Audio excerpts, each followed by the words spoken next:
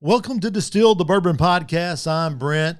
Fellas, we're back for season 3. It's good to be back in the turret, isn't it? Fantastic. The last time we were in the turret, it's hot, and today in the turret, it is pretty chilly. It's February 2023. It's been a long winter since we've been in here. We take almost as much time to get between seasons as Ted Lasso does. That's exactly right. Well, you guys know my co-host, Brian McDaniel, veteran, entrepreneur, our inside man. Brian, how's it going? Just fantastic. A lot's happened since the last time we were in the turret, Hayden. And a lot of stuff's going on Yeah. now. We're going to talk about a few of those things, but why don't you bring us up to date on some of your business dealings? You've bought more liquor stores. Yeah, so I bought another liquor store in Arlington, Kentucky, which is going very well. We just finished up taking a bunch of inventory down there this week, so it's fully stocked and ready to be shopped. So you have 3 in Henderson. That's correct. 1 in Morganfield and 1 in Arlington. Yep. Fantastic. And tell us about Cap and Cork. Where are you? Well, it's moving right along just as fast as our season 3 is. You know, it's been a slow process. We've had a little weather to deal with. Yeah, the weather, but the state has held us up more than anything. But we got everything taken care of now, and the plumber's there. So hopefully things will start progressing pretty quickly now. Fantastic. So Cap and Cork's going to be this wonderful restaurant, bar, cigar bar down on Water Street, across from maybe the best outdoor venue in this area, I think. Chuck, what do you think? Yeah, Audubon Mill Park. That's where the WC Handy Blues and Barbecue Festival takes place in the middle of June every year. A completely free blues festival. It's where the Bluegrass in the Park Free Festival takes place in August. So a lot of great music taking place right across the street from Cap and Cork. Cap and Cork will be very popular during the Handy Festival. It's going to be very popular, man. We had the pleasure of eating some of the preview food and partaking in some of the adult beverages.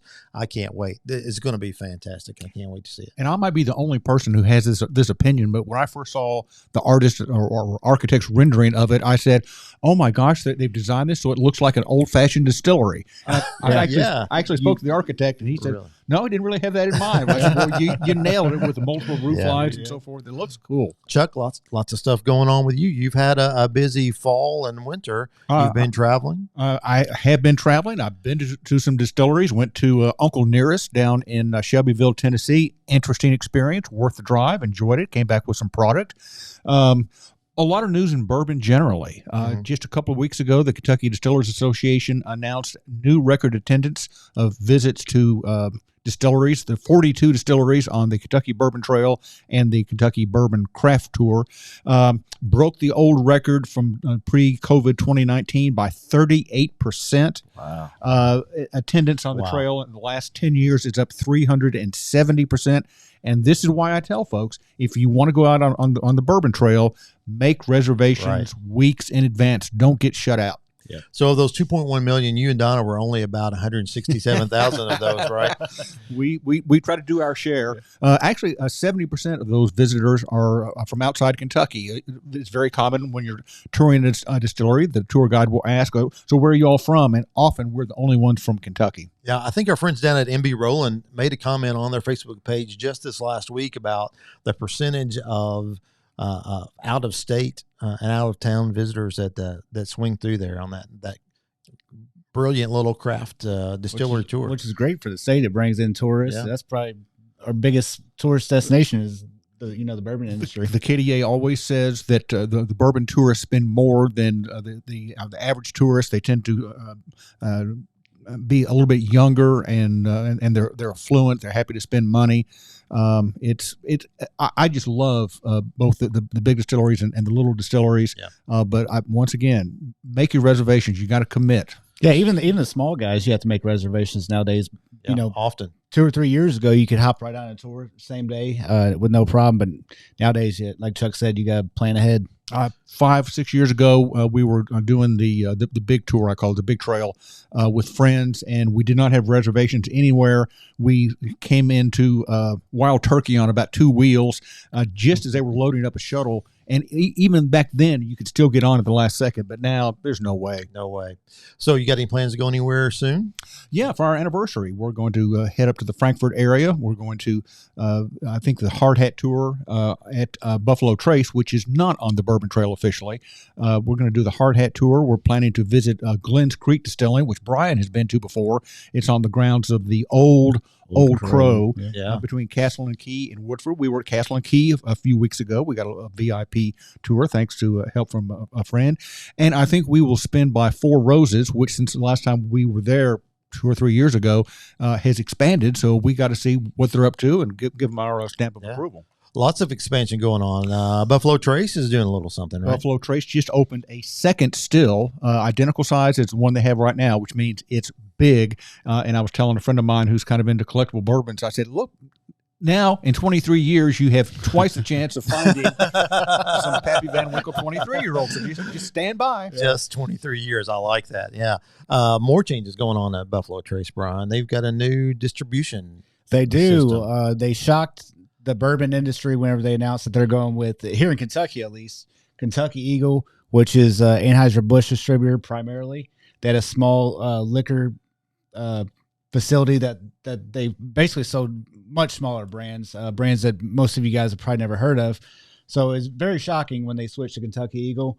But thus far, they took over February 1st, and they're doing great so far. So what's that going to do for that always hard to find Buffalo Trace, Eagle Rare, Pappy Van Winkle? So not a lot's going to change. There's been talk on different platforms that there's going to be more Buffalo Trace, there's going to be more Pappy Van Winkle. That's not the case. I mean, all it is switch of distributorship. It's going to be more fairly balanced as far as the allocation goes. And there's not going to be any quid pro quo going on anymore. That'd be good. Before. So it's good for the industry, and I think it's great because they're going to these small distributors. So maybe some of the other big guys can be put on notice. Yeah.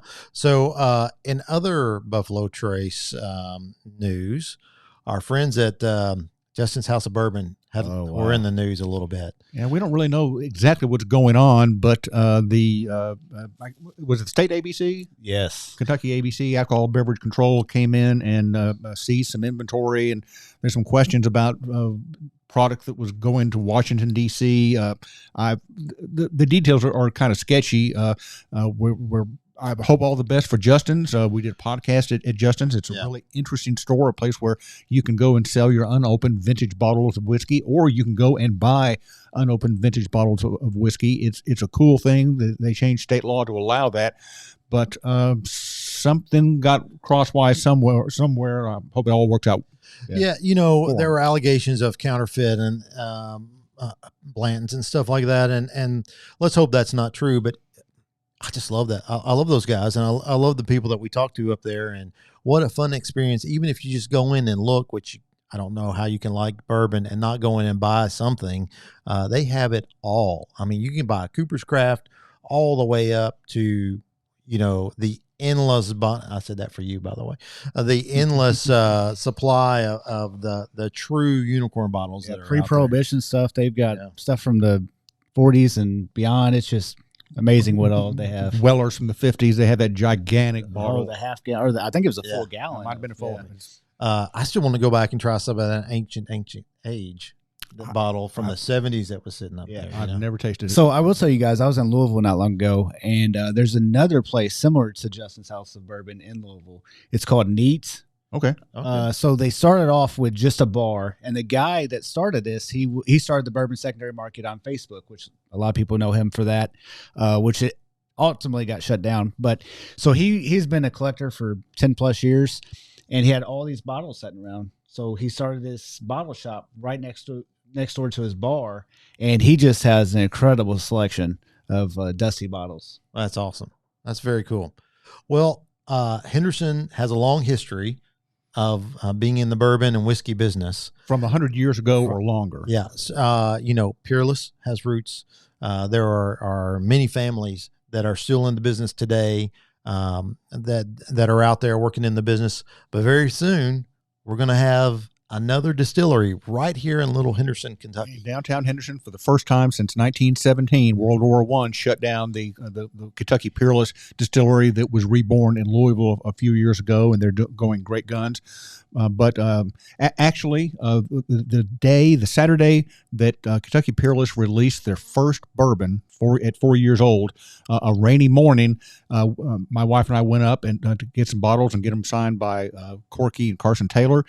And lo and behold, I find Andrew Powell and his fiancee Meredith standing in line to get those bottles. 2 years earlier, they had gone up there the day that Peerless released the first rye, and Peerless didn't have a name yet, so it was no big deal. But after the sensation of Peerless's rye, people were very anxious to get their hands on the bourbon, so the line went out the door, all the way around the block, and around the corner. So, but Andrew and his wife and some, I know mostly of local investors, Right. They're going to open a $5 billion distillery right across the river from the Ohio River, right across the street from the Ohio River. And they're going to have bourbon and rye, and looking really forward. A lot of people in Henderson are excited about that. We've got a lot going on in our little river town these days. Well, I think I read that Meredith is actually going to be the distiller, and that she's been training at our friends at Moonshine University. Is that correct? I don't know if she started that training yet, but she is going to do that. She does have a technical background. Once upon a time, she actually worked for a company, and her job title was scientist. I like that. Yeah. That's cool. So Meredith is What a great young smart. couple. Yeah. Brilliant. Andrew did well, like all three of us. Yes. So, I'm excited about that. Can't wait to see that distillery have. They're going to come out with some clear liquors to start. Right. They will have gin and vodka. Mm-hmm. They will source their whiskey and rye. They hope to release. I think they hope to start production in 2024. Right. Or they're certainly going to take possession in 2024. Maybe by mid 2024 they'll be in production. And Andrew is anticipating releasing a rye 2 years later. And then the bourbon no sooner than 4 years from now. So it's kind of like that second Buffalo Trace still. You got to be patient. Well, we got to have those guys on this show. We got to talk to them and get the full story of this distillery. I can't wait to hear more about it.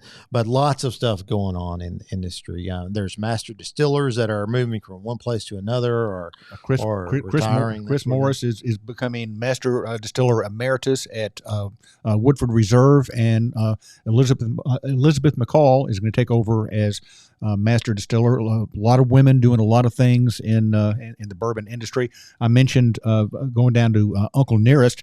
They have a CEO who's a woman, and their master taster is a woman, and both those women are African American. I was telling the story at lunch. Uncle Nearest was an enslaved man in Tennessee who taught Jack Daniels how to distill. It's the story they tell at Amazing Jack Daniels, story. and now they tell it at Uncle Nearest. And so it has been reborn. They've got sourced Tennessee-made whiskey. I think they have Tennessee whiskey. They have bourbon. They have some rye. I think I brought back some rye from there, but they're going to be starting production. It's a beautiful ground, a lot of history being told there about bourbon, about women's role in the world. You hear about suffrage and so forth like that. And frankly, I saw more African Americans there at the gift shop and on the tour than at any tour that I've ever seen. So there's a lot of pride right there. So it's awesome. That's fantastic. What an amazing story. I can't wait to hear more about that. And I can't wait to taste that juice. I'm going to go to Central Tennessee and see what's happening down there. Well, there is an outside possibility that you might get to sample some today. Oh, it's a possibility. Well, I was kind of coming around to I love hearing about all this news and all the stuff that's happening in the world, but don't you think it's time to maybe we should taste a bourbon and talk about it? I'm chilly. I'd like to warm up. It's half past time. Yeah. All right. Well, we have the brilliant and lovely Donna Stennett that's helping us today. She is blinding some bourbons or whiskeys. I don't know if they're bourbons or not.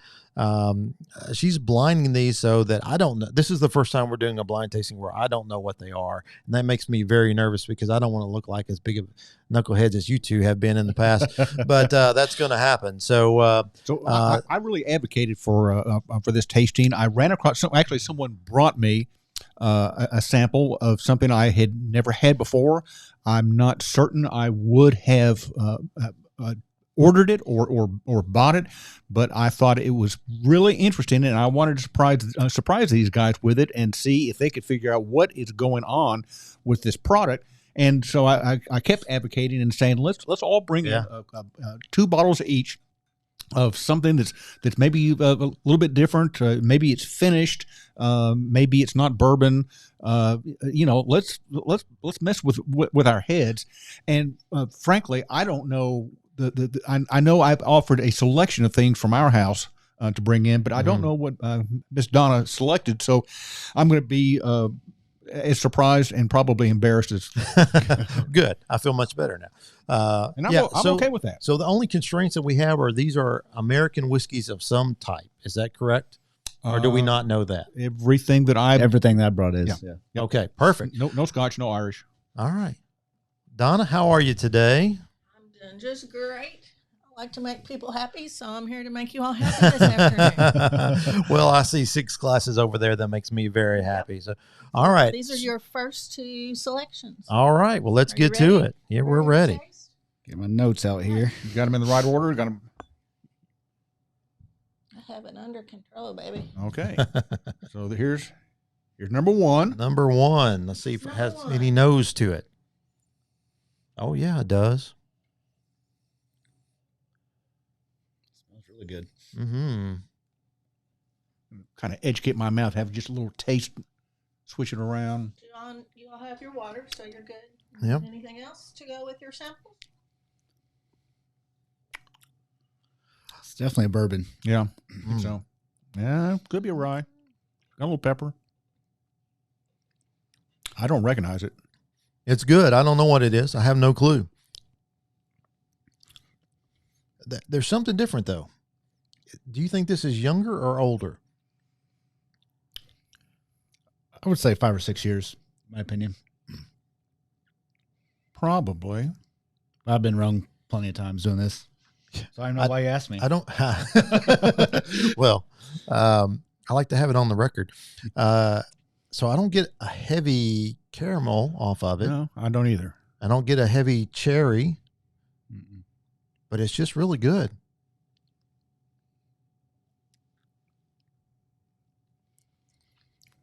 Yeah, I could drink that all day. Yeah. And as usual, we are drinking these neat today. I don't get much of a aftertaste with this one. It doesn't linger, does it? Not much of a finish. Are you going to splash it with a little water? To me, I'm not, just because this seems like it's like something 80, maybe 90 proof. Yeah, I don't think it's very high proof. Yeah. That's way too much. I'll put a drop in there, see if it opens it up any. Still good.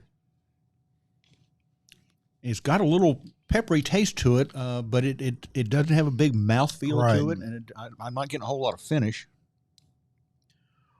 So we're going to do 2 at a time before we reveal what they are? Yeah, let's do a second one. All right. Are we ready for a second one? Shall I take those away, or would you want to? Well, let's leave them there. I might want to go back to it in just a second. For sure.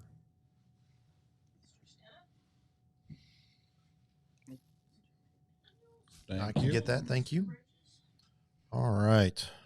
If you're watching this and you think we're in this gigantic studio, you would be mistaken. It is tight in here. All right. I don't get as much on the nose. No, on this me one. neither.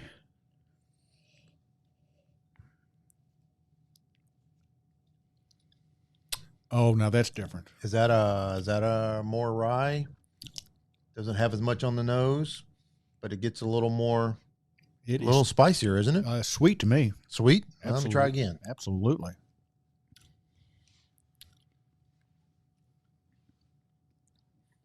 Well, I definitely like it, but it is different. I can't say I like one over the other. They're just different. I like number 2. Do you? Yeah. It's a little too sweet for me. I like number one a little bit better. I'm gonna See, I have. I'm a gonna sweet commit tooth. I'm gonna commit the And- sin and go back and try on number one again.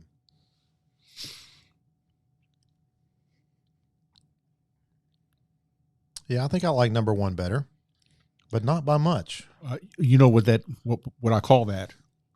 Bias? More for More for me. I should be Pappy or something. Yeah. I'll bet you it's not. Cooper's Craft. I did not bring Cooper's Craft. One more drink of number two here. Yeah, if you don't like a sweet whiskey, you're not going to like this very much. Okay, I got to know. What are they, Don? All right. Well, I want to take a guess. I think that number two came from our house, and I think that it might be Wild Turkey 101 Rye. You said number two? Number two. I think it's got to be a weeded bourbon. so I ordered these in a way that was really random, but as it turned out, these first two bottles have something in common. The first bottle is Chuck's. So if you would like to tell us a little bit about the Basil Hayden. Basil Finish? Hayden. Wow, I didn't pick up on that. I don't know Which that I've finish is it? ever had It's a Basil Hayden that I liked, but this I like. It's a red cask finished Basil Hayden. Okay. So, like all Basil Hayden, it comes from Jim Beam. It's 80 proof. One of our listeners, a loyal listener, Gary Harrelson from St. Louis, a former colleague of mine, Hi, Gary. he dropped that by the house one time, and I was like, "Wow, I don't think I ever would have I would picked have up never bought that. Basil Hayden finished." But I really, really liked it, and I did not recognize it today. So Cool. tasting's tough. I do Yeah. like the toasted. I said I didn't like any Basil Hayden. I do like the toasted better than the rest of them. Are there about 5 different kinds? 4 or 5, yeah. Do you know the price point on that? On the red? I think it's a 40 to 50 bucks. I'm not sure it's that much. I'm thinking 30. Well, maybe. I bought it at your store, but it's been a while. It took a while to get it here in the turret. I've had it in one of your signature black plastic bags. Oh, yeah. I was prepared to bring it in here kind of anonymously, but we Right. did Yeah. it even more anonymously. Wow, I did not pick up on that. Okay. Very cool. Very cool. Well, I think Well, I might have to have a bottle of that. You guys both preferred it. Yeah. All right. So- Do we want to take any guesses on number two? I You think said it's, it was sweeter? I think it's a weeded bourbon. Weeded bourbon. Well, the reason that I thought that it might be Wild Turkey 101 Rye, I had some at one of our restaurants here a couple weeks ago and really, really liked it. Had never had Wild Turkey Rye before. Again, it's the 101 Rye. And got all excited about it and got my hands on a bottle and opened it and was just stunned with how sweet it is. And it could still be in the mix somewhere. Yeah. And the reason is it's only 51% rye, just enough to be called rye, Just enough. 35% corn, Okay. and the rest malted barley. So it's going to be a high corny, sweet rye. So it's not like any rye I've ever had before. Very cool. And I thought that's what it was. All right. So, Brian, this bottle is yours, and it's also a special finish, one that was finished in Chardonnay. Oh, okay. So Thomas More is the bottle that I chose. For those of you who don't know Thomas More, he was actually a distiller in Kentucky pre-Prohibition, and he owned the Thomas More Distillery, which is now the 1792 Distillery, and they brought this bottle out in honor of him and his distillery pre-Prohibition. So, do you think that port really is what we're tasting there with that sweet note at the end? I guess.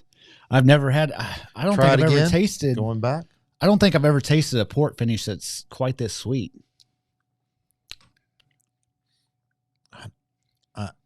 My brain's not playing the trick on me. And it usually does. I still don't get port. I get the finish idea. I'm not enough of a port authority. I'm not a Port authority. I'm not a Yeah, port authority I like at all.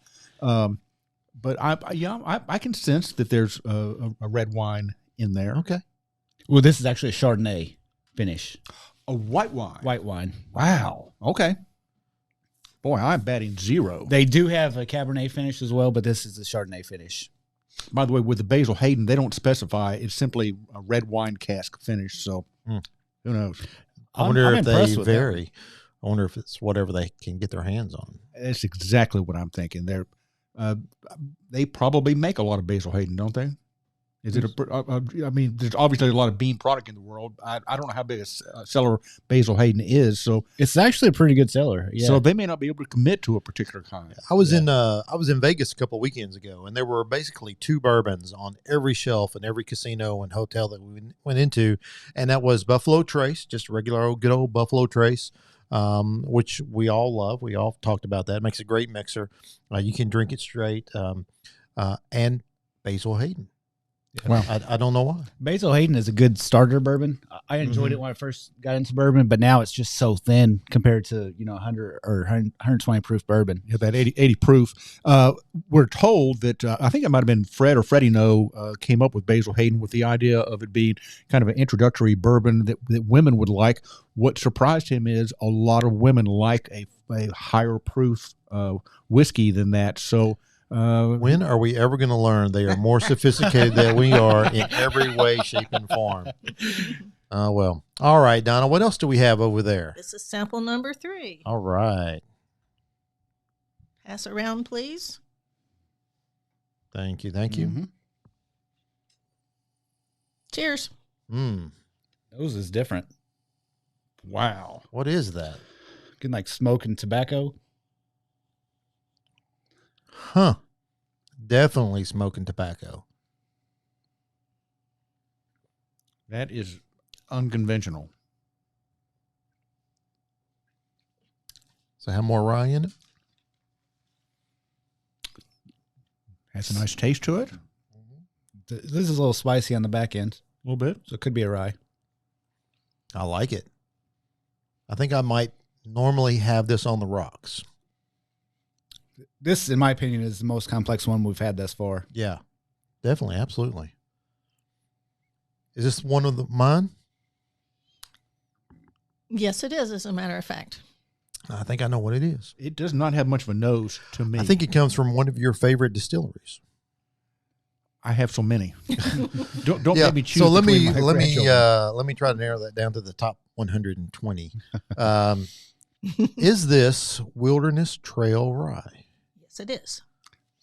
Nicely How done. about that? See, that's how you do it, fellas. That is. So listen, that was pure dumb luck. If you are one of our regular listeners, you know that. But I chose this one because it's from a bourbon club that I have joined. Bourbon Limited sends me a new bourbon every month or every 2 months, maybe. I've seen their pitch, yeah. And the first one was a Peerless. Yeah, Peerless is And part it of was- that program. And that's where I learned about this. And they're single barrel pigs? I believe so, yes. Really? Okay. I think they're all single barrels. I don't recall that.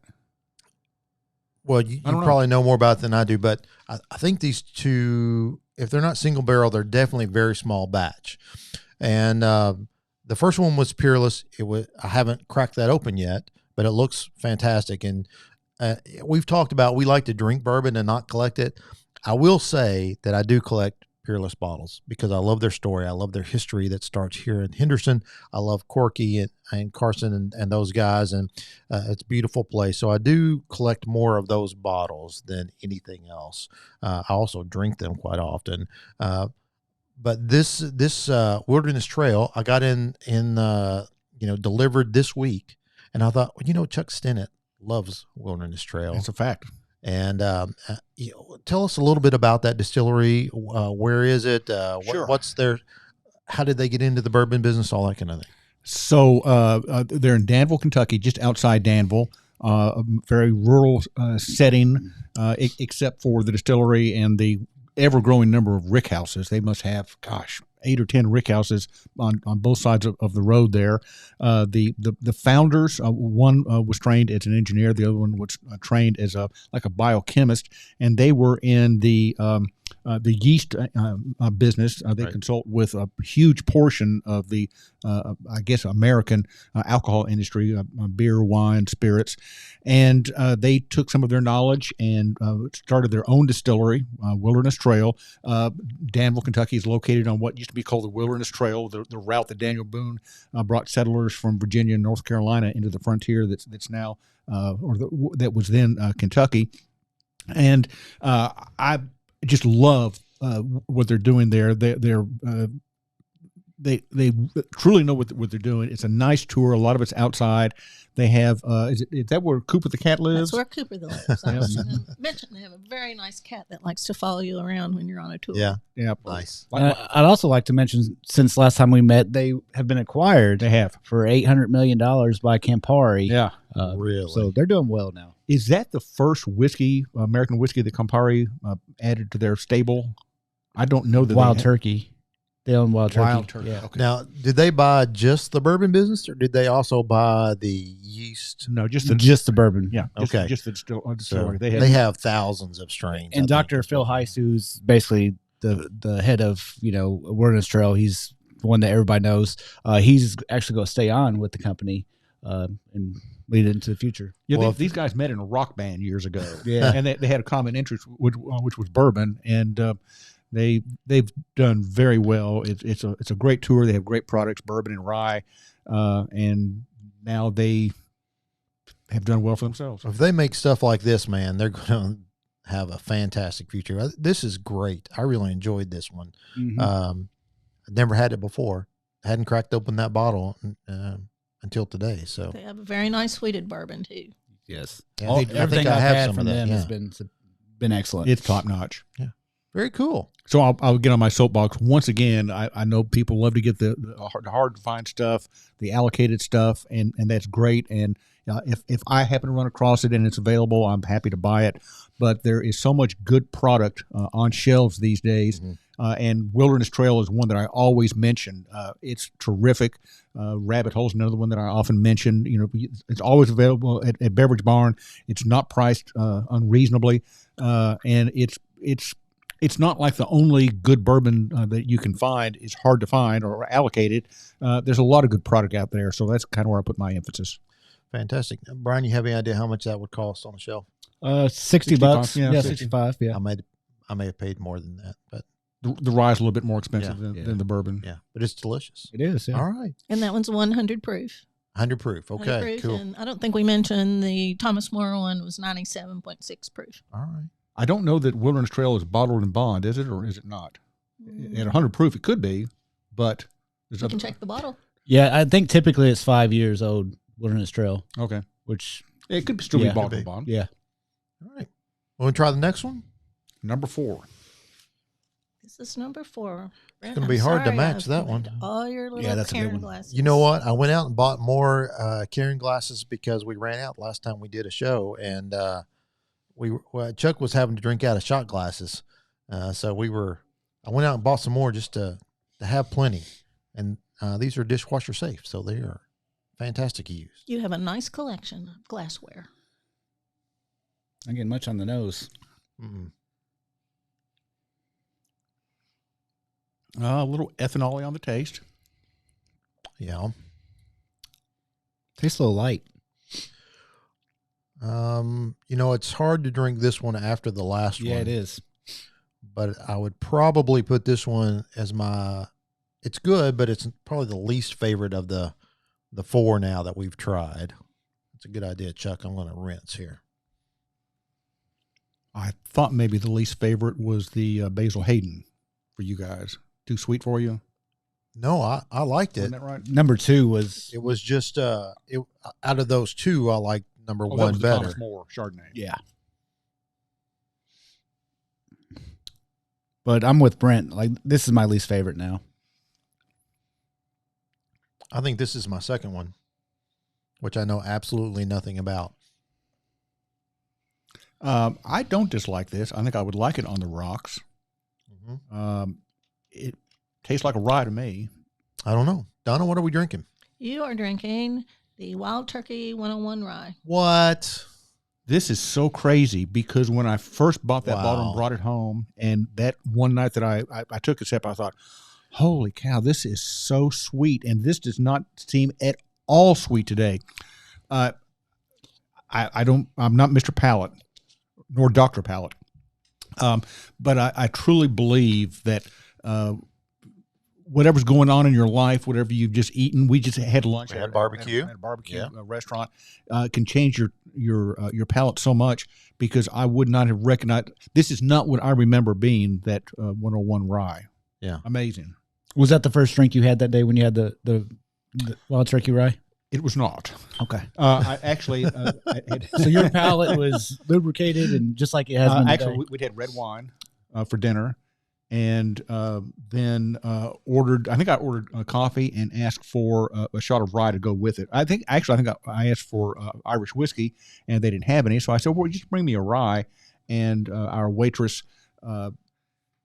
I think she thought that we were owed something extra, so she brought us that Wild Turkey 101 rye, and I just thought it was sensational on the rocks. So that's going to change things Yeah, too. that definitely will. Yeah.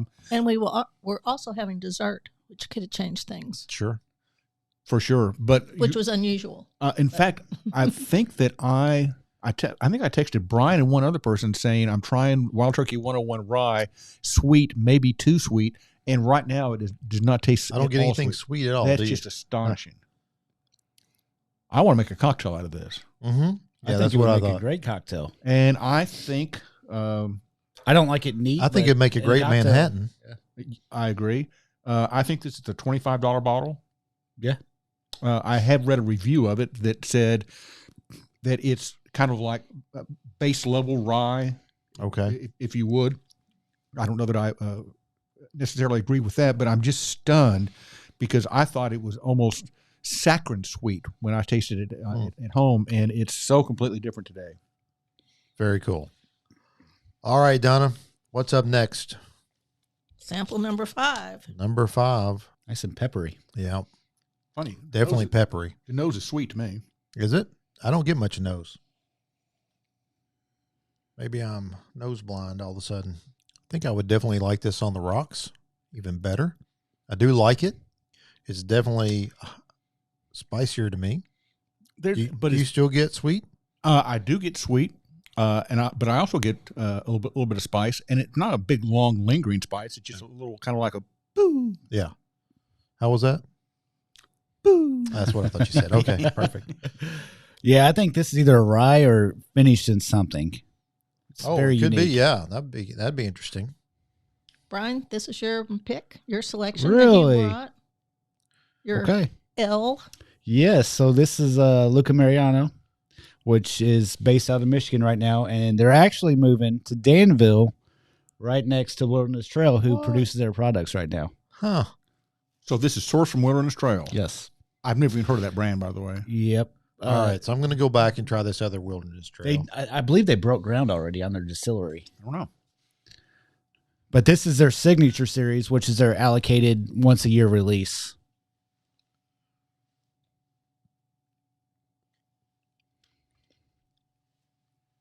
And I believe it's 113. Is that correct? 113. Okay, so here's the Wilderness That's Trail. right in my- Here's the Luca Mariana. Yep. They definitely taste different. I don't think this one is as complex as a Wilderness Trail. Yeah, they're It's a really little more different. straightforward. I think this Luca Mariana, if I'm saying it right, I get a much bigger mouthfeel out of it, and Okay. like I was saying earlier, I get kind of a oiliness out of it. I'm sorry, I misspoke. So they distill and produce their product for their younger stuff. This is actually a 14 year. So this is not produced by Wilderness Trail. 14 years. Yes. I would have not picked up on the fact that it's a little older. And I can't remember who this was sourced from.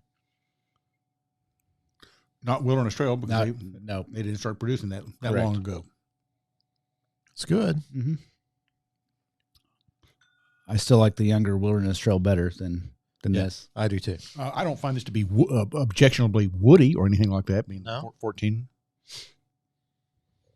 All right, we've got one more to go. Oh, much more nose. Well, I know what this is. You do. You should. Yeah.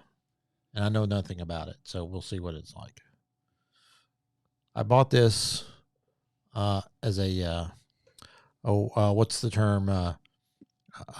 Impulse buy. Okay. I had access to it. I saw it. we were at a bourbon club meeting, and it was a pick, and I thought, yeah, I'm just gonna buy one of those. Single barrel pick? I don't think so. Oh, Watershed. Uncle Steve's Big Bourbon Club. That's right.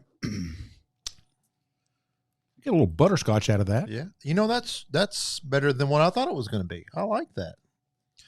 This is single barrel bourbon from Watershed Distillery. It is barrel strength. And it's what, 126 proof? 127. Yeah. 127.2. And do we know where it's distilled? Pretty sure that one's outside of the state, out of Kentucky. Grain grown from the Midwest, Watershed Distillery in Ohio. I think it says Columbus, Ohio.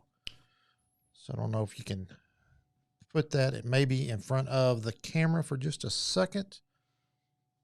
Hopefully Perfect. It's got autofocus. Yeah, that'd be fine. Thank you, Donna. So not a bad drink. That's interesting. 127 proof. Yeah. Not the worst one on this table. Well, they're all good, but So I continue to be mystified. Bourbon cannot be put into the barrel at any proof higher than 125 proof. Alcohol evaporates at a lower temperature than water does. So in my pea brain, I'm thinking that if there's any evaporation, it's going to be the water. I'm sorry, it's going to be the alcohol first. And so I would think that the proof would decline as it ages. But this is not the first time that I've had. size of the molecule, my friend. Size of the molecule. See, we need to bring the scientists in on this. And So if you think about the wood being porous and the spaces between the wood being gaps, yes, then a smaller molecule like water would be able to escape rather than the larger chain, the larger alcohol molecule. see, this is what a junior high physics degree got me, and that's what you get when you talk to a pharmacist about it. Well, that's what I was told, and it makes sense. So if that's not true, please send me an email, give me a call, whatever. Send us a message on Facebook and let us know that that's not true. But I think that makes sense in it from a physical chemistry perspective. Yeah. Well, as the saying goes, a lie is as good as the truth if someone believes it. So I'm going to buy that. And I actually asked a distiller that question one time, and I got an answer that was incomprehensible to me. So it could have been complete nonsense. I had a friend who years ago was in the Vaxo business, the vacuum and sewing machine business, and he was at a convention with his boss in Las Vegas, I think. And some of the people, the other conventioneers, were kind of showing off their knowledge about the Vaxo business. So my buddy's boss started talking about the suction to groove ratio for vacuums, and no one had ever heard of the suction to groove ratio, so they're all just nodding their heads. Complete BS. All right. So what do we think about these? Do you have a favorite? Do you have a least favorite? I would drink every one of these. These were all good. I'm actually kind of red-faced. I was so sure I could pick out, if Donna picked the two that I thought that she might pick out, I was sure I could pick them out, and I was unsuccessful entirely. Yeah, that's the great thing about these blind tastings, though. You think until you do it, and then you don't really know what you think. I think the answer is obvious. We need to drink more bourbons until we know, right? Practice makes perfect. So if I had to pick an absolute winner, I'd go with the Wilderness Trail. I agree with that 100%. Cool. And they have a great story and they have great product, and I'm glad it's them. The surpriser for me was the Basil Hayden. I'm not a Basil Hayden fan. Yeah. I've tried their toasted, which is, very light, still it's 80 proof. But that red wine cask, that surprised me. Yeah, me too. And it was great. It was. I think I'll probably buy a bottle of that. I will buy a bottle, yeah. The bottle that Gary brought me did not survive. I liked it so much that it was consumed. I enjoyed it a lot and was all excited about it. And I couldn't recognize it at the tasting. So, the 101 Rye, I'm not sure I would buy a bottle, although I would drink it if somebody wanted to hand me a drink. I am going to make a cocktail from it tonight. Yeah. think it'd be great. All right. Anything else, fellows, that we failed to mention? Can you turn the heat up here? Get the coal stove going. I'm a little warmer than I was when I got in here. Well, it's going to be 187 in here before long. So maybe next time you see us, we'll have short sleeves on again. But until then, please drink responsibly.